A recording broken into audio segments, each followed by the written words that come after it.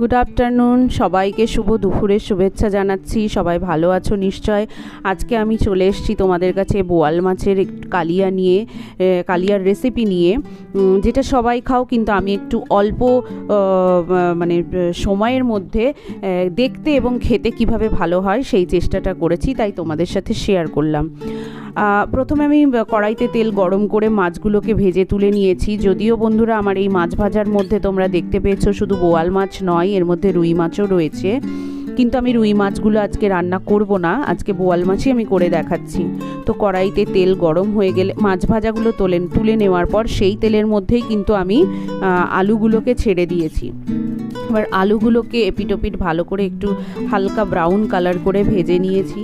ভেজে ওর মধ্যে আমি এবার একটু ভাজলাম যখন, তখন একটু চাপা ঢাকা দিয়েই ভেজেছি, তার কারণ আলুগুলো হালকা একটু সিদ্ধ হয়ে যাবে এবং কালারগুলোও একটু ব্রাউন কালার আসবে। তারপরে দেখো আমি কড়াইয়ের মধ্যে যে ইনগ্রিডিয়েন্টসগুলোর প্রয়োজন হয়, যেমন তেজপাতা, শুকনো লঙ্কা, কাঁচা লঙ্কা, জিরে, এলাচ, দারচিনি, এই সমস্ত কিছু আমি ওর মধ্যেই দিয়ে দিলাম। দিয়ে ভালো করে নাড়াচাড়া করছি। আমি আলুগুলোকে তুলেও নিতে পারতাম, কিন্তু তুললাম না, তার কারণ এই আলুগুলো হচ্ছে শীতের এই নতুন আলু, এগুলো একটু শক্ত হয়, তাই ওর মধ্যে দিয়েই করলাম। এরপর ওর মধ্যে দেখো আদা রসুন পেস্টটাও আমি আগে দিয়ে দিয়েছি। আমি একটুখানি আদা রসুন পেস্টটা তেলের মধ্যে আগে দিয়ে হালকা ভেজে নিতে পছন্দ করি, তার কারণ ঝোলের মধ্যে কাঁচা রসুনের একটা উদ্ভট গন্ধ বেরোলে সেটা খেতে ভালো লাগে না। তো সেই কারণে আমি আগে আদা রসুন দিয়ে দিই, তারপর আমি পেঁয়াজ দিয়েছি, পেঁয়াজ কুচিগুলো দিয়েছি, দিয়ে ওর মধ্যে দেখো আমি একটু টমেটো পেস্ট দিলাম, হলুদ, নুন, এগুলো সব দিয়ে ভালো করে নাড়াচাড়া করছি। ওর মধ্যে আমি একটু সামান্য সুগার ফ্রিও দিয়েছি, তার কারণ আমরা চিনি খাই না, আমরা সুগার ফ্রি ইউজ করি, তো আমি একটু সুগার ফ্রি দিয়ে দিলাম। আর এই টমেটো, চিনি, নুন, হলুদ এগুলো একসঙ্গে দেওয়াতে এই মানে যে কোনো তরকারির কালারটা খুব সুন্দর আসে, তো সেই কারণে আমি ব্যবহার করলাম। তো এরপর এগুলো দিয়ে ভালো করে একটু নাড়াচাড়া করছি।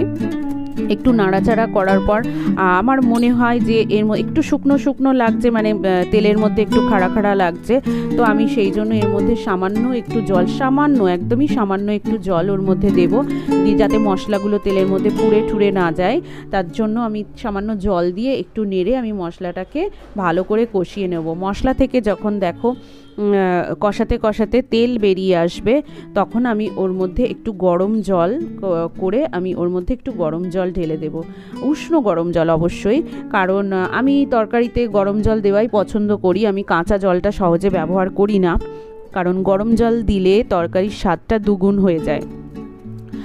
তো এইভাবে আমি গরম জল ঢেলে তারপরে যখন ঝোলটা টকবক টকবক করে ফুটবে, তখন আমি ওর মধ্যে মাছ দিয়ে দেবো। ওর মধ্যে মাছ দিয়ে একটু খুন্তি দিয়ে ভালো করে নেড়ে দেবো, তাকি মাছগুলো যাতে ঝোলের মধ্যে ডুবে যায় বা ঝোলগুলো মাছের গায়ে যাতে লেগে যায়।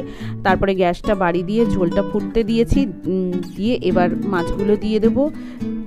তারপরে মাছগুলো দেওয়ার পর কিছুক্ষণ ফোটার পর আমি ওটাকে নামিয়ে নেব, নামিয়ে পাত্রে ঢেলে দেবো। এবার দেখো একটু আমার অ্যাকচুয়ালি একটা কথা বলার আছে বন্ধুরা, আমি না সোশ্যাল মিডিয়াতে খুব বেশি দিন আসিনি, একটু আধটু পোস্ট করছি বা অ্যাক্টিভ থাকার চেষ্টা করছি, আর আমি এক হাতে রান্না করছি, যার জন্য আমার ক্যামেরাটা একটু এদিক ওদিক হয়ে যায়, এক হাতে রান্না করছি, এক হাতে ক্যামেরা ধরছি, তো যার কারণে আমার ক্যামেরাটা একটু কড়াই থেকে মাঝে সাঝে একটু সরে যায়। তোমরা প্লিজ আমাকে মানিয়ে নিও, একটু পাশে থেকো।